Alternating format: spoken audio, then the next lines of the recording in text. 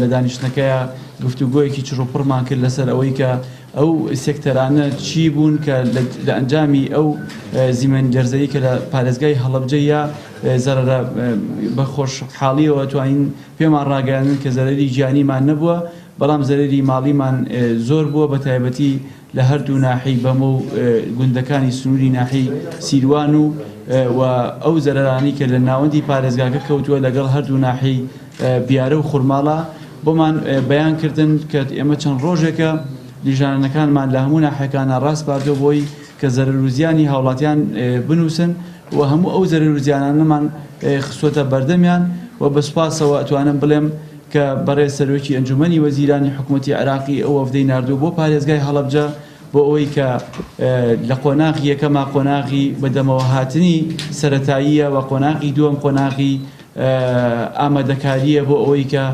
بتوانرێت کە تەعویزی زەرەرمەندان و ئەو بینایەتانەی کە حکوومەت هەی بۆ زەرەری پێگەشتووە بینایەتی هاوڵاتیان و هەموو ئەو برینارانیش کە لە ئەنجامی زەمین لەرزەکە بووە. أنا والفريق المكلف من مجلس هاتوین بۆ ئەوەی بە دیاریکراوی بزانین چی ڕوویداوە لە شارەکە. هاوکات زیانە مرۆیی داراییەکان و ئەو پێداویستی هەنووکەیانەی کە ناکرێت دوا بخوێن دەبێت دەستنیشان بکرێت.